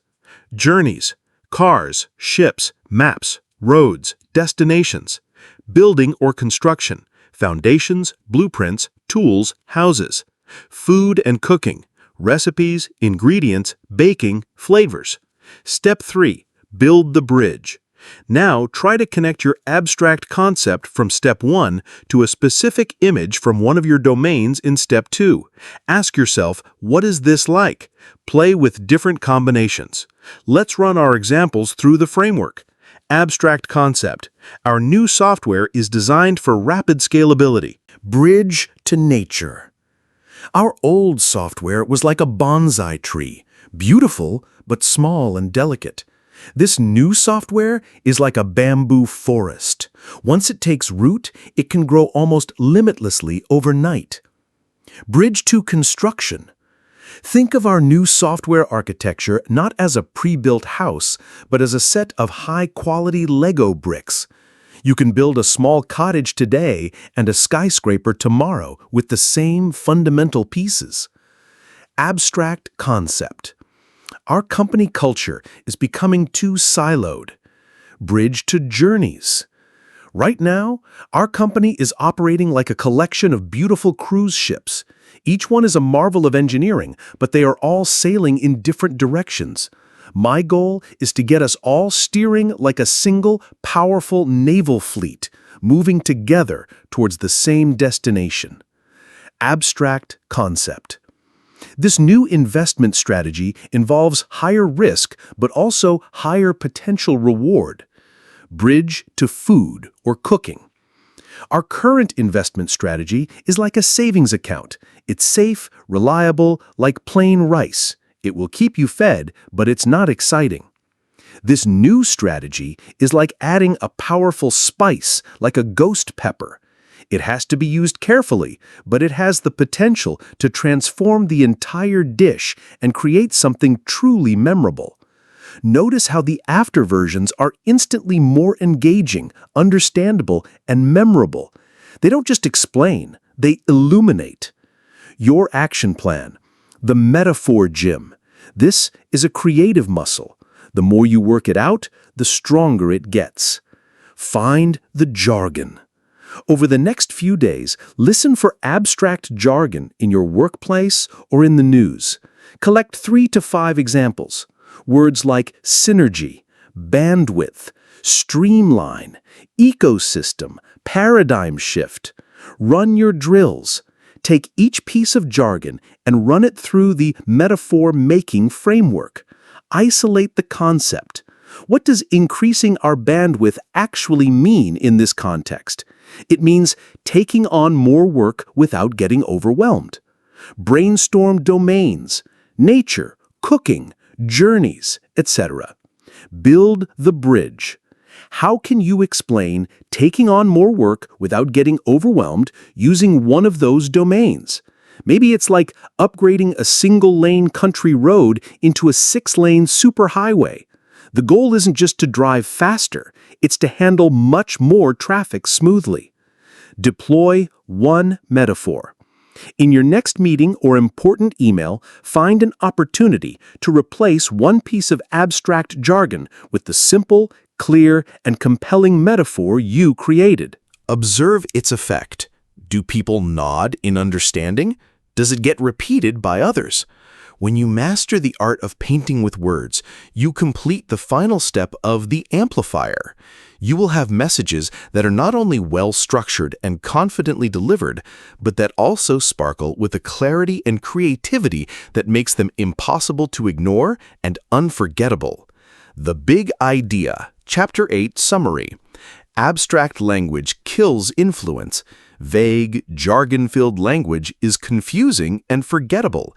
To be understood, you must make your ideas concrete. Metaphors hack the brain. Good metaphors and analogies trigger a full brain experience, connecting new ideas to familiar concepts and creating strong, durable memories. Paint with words. Don't just tell your audience what you mean, show them. Use vivid imagery to paint a picture in their mind's eye. The metaphor-making framework, a simple 3-step process to generate your own powerful metaphors. 1. Isolate the abstract concept. 2. Brainstorm familiar domains. And 3. Build the bridge between them. Clarity is a creative act. Replacing jargon with compelling analogies is the final step in amplifying your message, making it resonate on both an intellectual and emotional level. Chapter 9. The Consistency Engine. How small, predictable actions build a reputation for influence. You now possess the tools to craft and deliver a powerfully influential message. You can ground it in your authentic core, connect with your audience through empathy, and amplify it with clarity and impact. You can walk into a room and win people over. You can give a presentation that inspires action. But what happens the next day and the week after that? A single great performance can make you memorable, but it can't make you influential in the long run. One-off moments of inspiration are like fireworks, brilliant, spectacular, and quickly gone, leaving only a faint memory. True, sustainable influence, the kind that becomes your reputation and makes people trust you by default, is not a firework. It's a lighthouse. It's not about a single burst of light. It's about a steady, predictable, and reliable beam that people can navigate by day in and day out, especially when the waters get rough. This final section of our journey is about building that lighthouse. It's about shifting our focus from the single event to the sustainable system. And the engine of that system, the mechanism that turns one-time persuasion into a lasting reputation, is consistency. Small, predictable, repeated actions are the bedrock of trust. And trust is the currency of long-term influence. The compounding interest of trust, a behavioral science view. We often think of trust as a grand abstract virtue, but from a behavioral science perspective, trust is simply a calculation. When we interact with someone, our brain is constantly running a subconscious risk assessment. Is this person predictable? Is their future behavior likely to match their past behavior and their stated intentions? Every time you do what you say you will do, you make a small deposit into a trust account with that person. You say you'll send the report by 3 p.m. and it arrives at 2:58 p.m. plus 1 deposit. You promise to remember a colleague's concern and you bring it up in the next meeting, plus 1 deposit. You tell your team you have an open door policy and when they come to your door, you put your phone down and listen, plus 1 deposit. Conversely, every time you fail to follow through, you make a withdrawal. You say, "I'll get back to you," and you forget. Minus 5, withdrawal. You commit to a deadline and miss it without warning. Minus 10, withdrawal. You say you value feedback but get defensive when you receive it. Minus 50 withdrawal. Notice the asymmetry. Trust, much like a reputation, takes years to build and seconds to destroy. Withdrawals are almost always larger than deposits. This is due to a cognitive bias known as negativity bias, where our brains are wired to give more weight to negative experiences than to positive ones. It's a survival mechanism. It was more important for our ancestors to remember the one berry that was poisonous than the 10 that were safe. This means you can't build a reputation for influence with a few grand gestures. You build it by relentlessly and intentionally managing the small things. The power is in the pattern. This is the consistency engine, a conscious system of small, reliable actions that compound over time into an unassailable reputation for trustworthiness. 3 micro habits of the consistency engine. Building a reputation for reliability doesn't require a massive overhaul of your life. It requires installing a few simple, high-leverage micro-habits that automate the process of making trust deposits. Here are the most powerful. 1. The DWIS audit. The single biggest source of trust erosion is casual, unintentional commitments. We say things like, "Let's grab lunch soon, I'll send you that article," or "Remind me to look into that," with no real system for capturing or executing them. Each one of these forgotten micro-promises is a small withdrawal. The DWIS audit is a simple system to stop the bleeding. Capture everything. For 1 week, carry a small notebook or keep a dedicated note on your phone. Every time you say the words "I will," "let's," or "we should," write it down immediately, no matter how small. Schedule or delegate. At the end of each day, take 3 minutes to review your list. For each item, do one of 3 things. Either put it on your calendar for a specific time, do it immediately if it takes less than 2 minutes, or consciously uncommit by telling the person, "I said I would do X, but realistically, I don't have the bandwidth right now." This act of uncommitting builds more trust than letting it slide. Automate. After a week of manual tracking, you'll be painfully aware of your own patterns. You'll naturally start making fewer casual commitments and be more diligent about capturing the ones you do make. 2. The principle of under-promise, over-deliver. This is an old adage for a reason. Most people do the opposite. To seem impressive, they promise the moon. "I'll have it for you by tomorrow." Then, when reality hits, they're forced to make an excuse. They make a trust withdrawal. The consistent influencer builds buffer into their promises. If you think it will take 2 days, promise it in 3. Delivering it in 2 makes you a hero. If you think you can increase sales by 10%, present a plan for 8% and work like hell to hit 12. This isn't about being lazy or sandbagging. It's a strategic recognition of life's inherent unpredictability. It's a system for ensuring you can almost always make a trust deposit instead of a withdrawal. It turns potential moments of failure into moments of delight. 3. The closed-loop communication habit. Influence often breaks down not in the action, but in the communication about the action. When you ask someone to do something, their anxiety spikes until they know it's been handled. When someone asks you to do something, they're left wondering if you received the request, understood it, and acted on it. Closing the loop is the simple habit of circling back to confirm that an action is complete. It's the final, crucial step that so many people miss.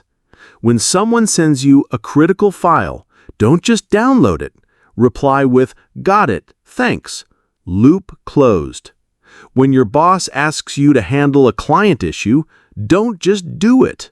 After you've spoken to the client, send your boss a 1-line email. FYI, spoke with client X, issue is resolved. Loop closed. When a team member completes a task you assigned, acknowledge it. Thanks for getting this done. Loop closed. Each closed loop is a micro deposit of trust. It communicates reliability, conscientiousness, and respect for the other person's peace of mind. It makes you a safe pair of hands. Your action plan. Start your engine. You don't need to implement all of these at once. The goal is to build a sustainable system. Choose your first habit. Pick just one of the 3 micro habits from this chapter: the DYSW audit, the UPOD principle, or the closed loop habit. Choose the one that addresses your biggest current weakness. Commit for 2 weeks. For the next 14 days, focus solely on implementing that one habit. If you chose the DYSW audit, carry that notebook everywhere. If you chose UPOD, consciously add a 20% buffer to every timeline you give. If you chose closed loop, make it a personal rule to never leave a request unacknowledged. Track your deposits. At the end of each day, simply ask yourself, did I successfully practice my habit today?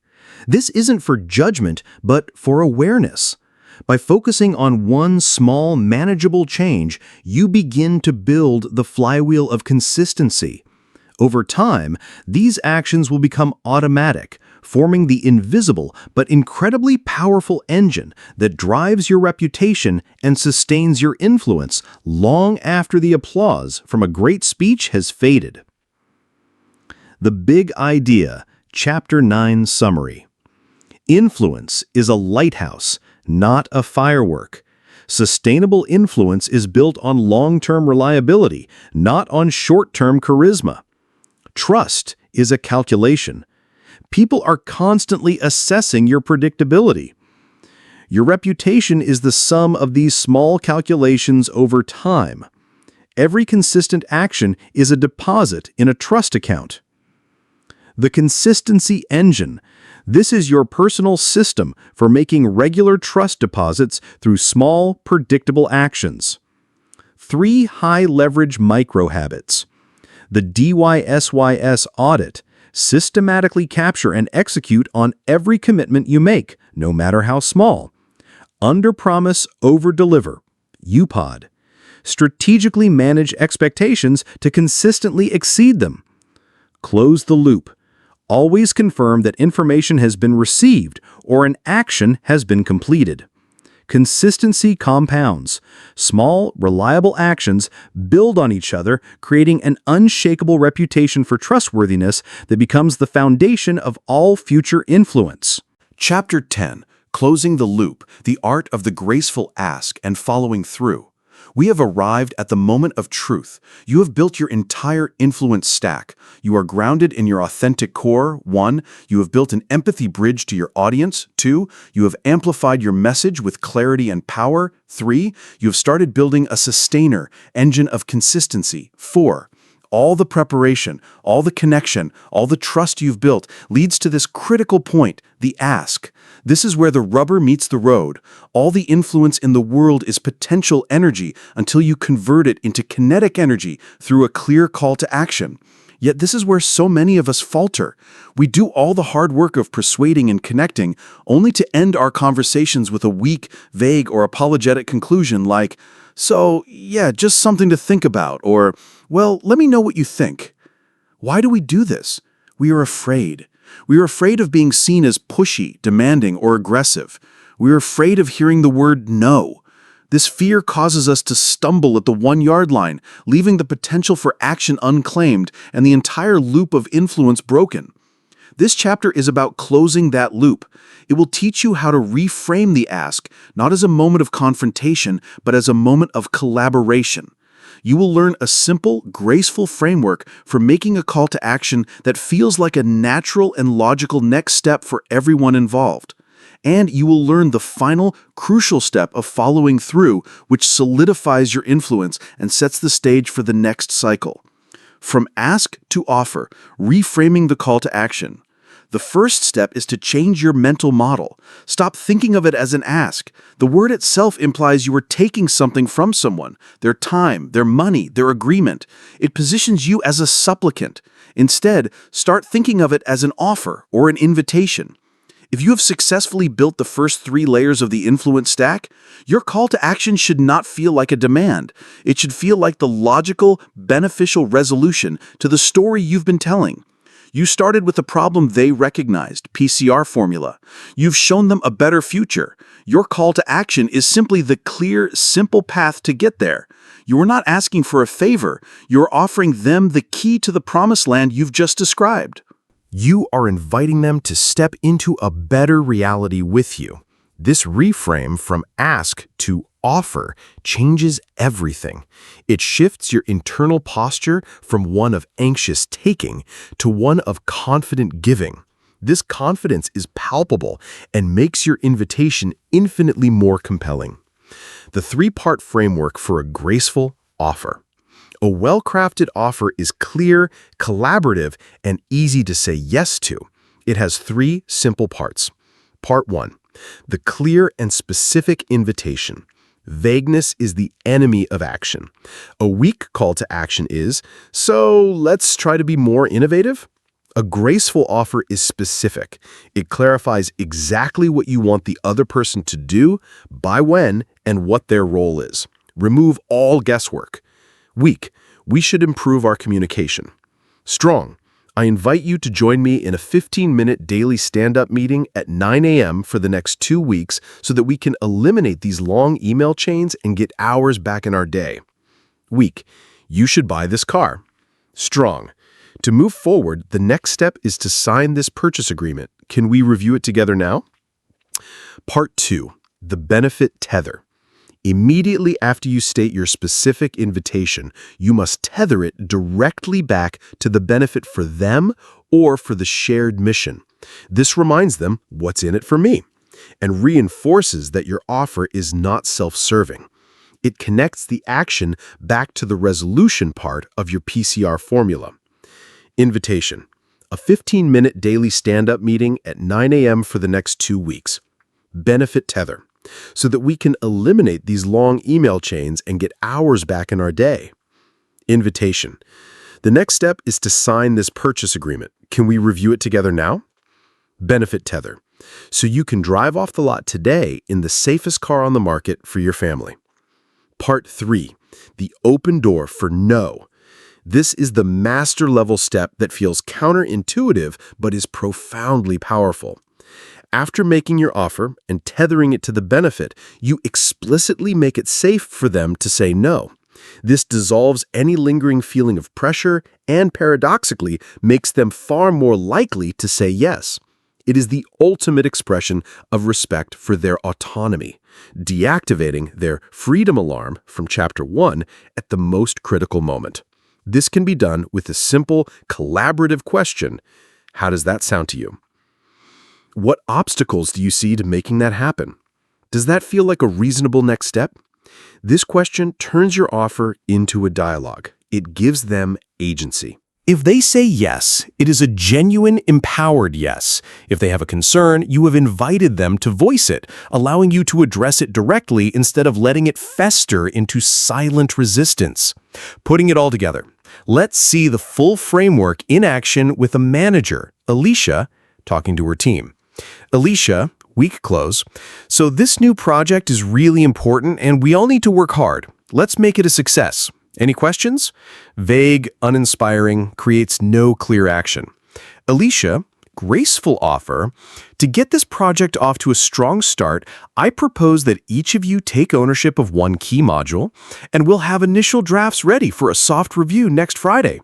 Benefit tether. By doing it this way, we'll give everyone clear autonomy over their piece of the work and avoid the confusion we had on the last project. Open door. How does that initial timeline and structure feel to everyone? Alicia's graceful offer is clear, tied to a shared benefit, avoiding past confusion, and invites collaboration rather than demanding compliance.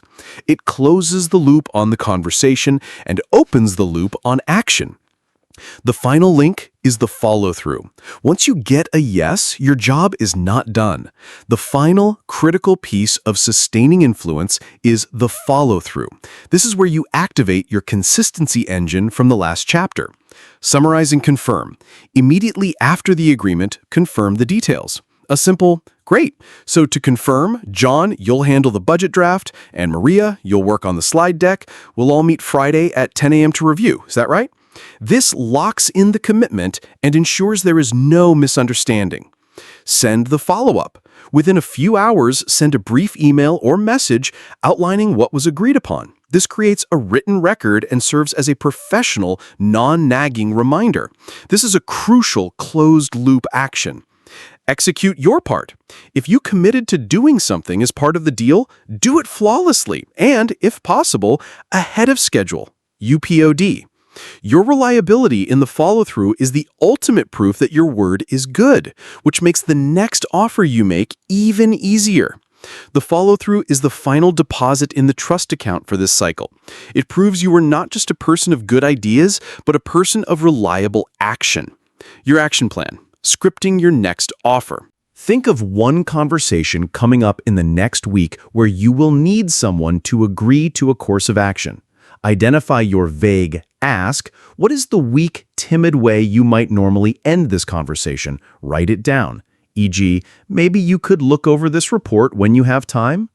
Build your graceful offer. Now, use the three-part framework to script a powerful alternative. Specific invitation. What exactly do you want them to do and by when? Benefit tether. Why is this good for them or for the shared goal? Open door. What collaborative question can you ask to make it safe to disagree? Practice and deliver. Rehearse your graceful offer out loud a few times. Get comfortable with the language. Then, in your conversation, deliver it with calm confidence. Follow through. No matter the outcome, be prepared to follow through flawlessly on the next steps. By mastering the art of the graceful offer and the diligent follow-through, you complete the influence stack. You close the loop, turning potential into progress and conversations into commitments. The Big Idea, Chapter 10 Summary.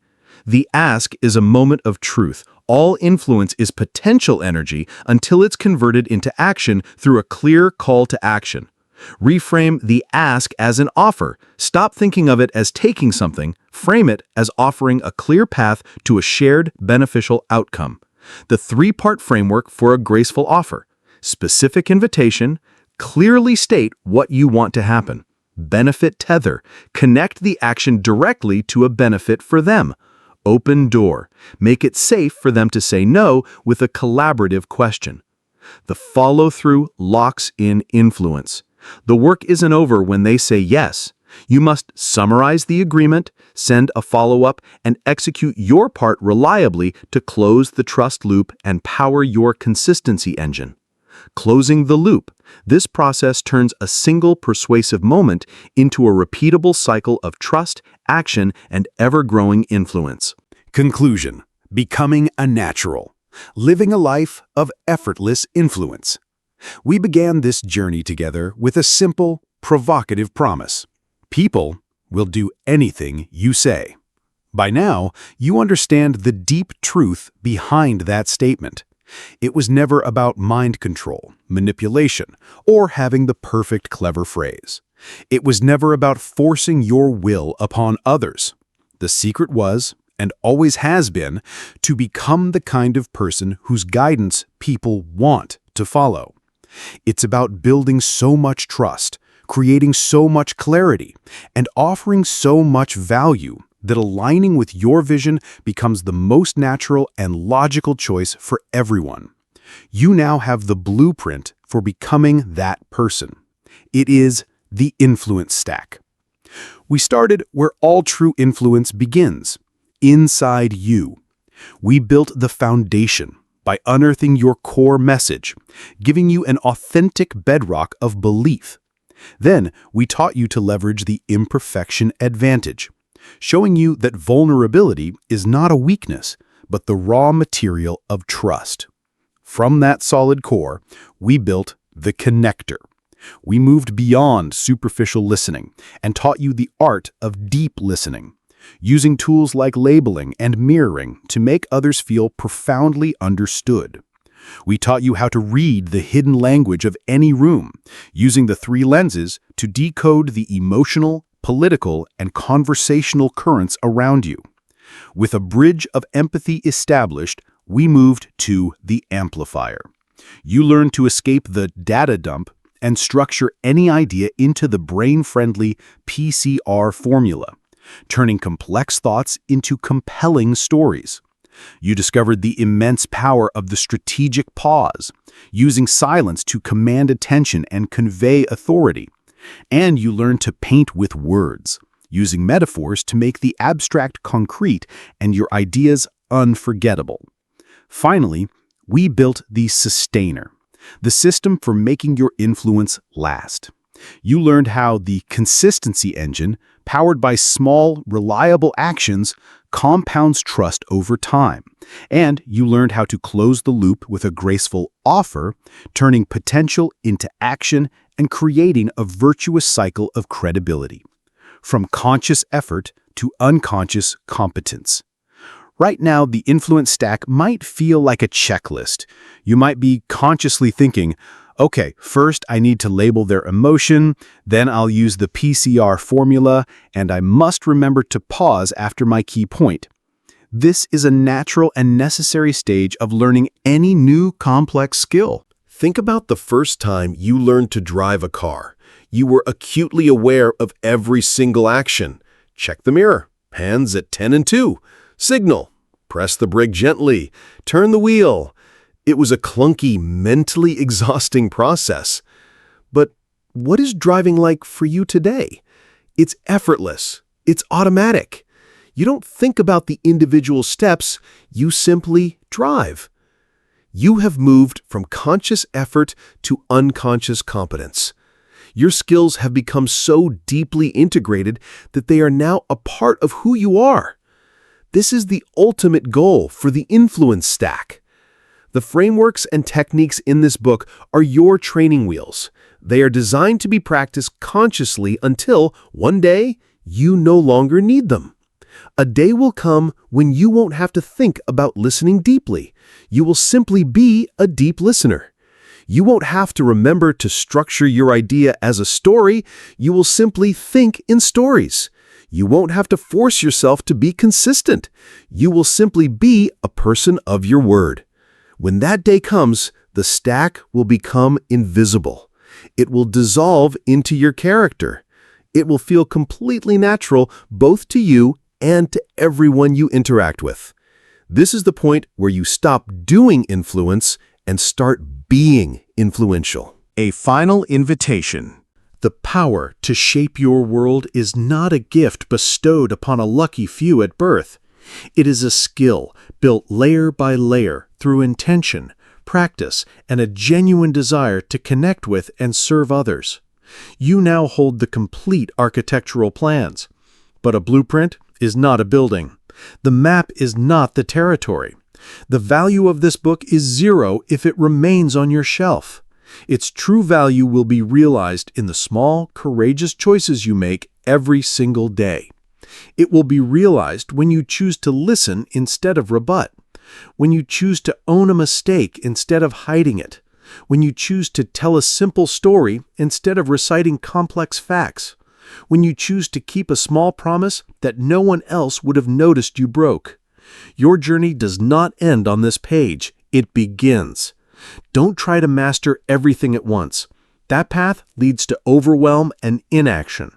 Instead, I want you to make one final graceful offer to yourself. Pick one thing, just one technique from one chapter. Perhaps it's the 5 whys. Perhaps it's labeling. Perhaps it's the strategic pause. Choose the one that resonated with you most deeply, the one that feels like it could make the biggest difference in your life right now. And for the next 30 days, make that your singular focus. Practice it, experiment with it, and master it until it becomes part of you. Then, come back and choose another. This is how lasting change is made, not in a single revolutionary moment, but in a series of small, intentional evolutions. The world is desperate for authentic, positive, and effective leaders. It needs people who can replace conflict with connection, confusion with clarity, and cynicism with trust. It needs people who can build things, solve problems, and bring out the best in those around them. It needs you. You have the tools. You have the roadmap. Your most influential life is not a distant dream. It is waiting for you, one authentic, empathetic, and consistent action at a time. Now, go and build it.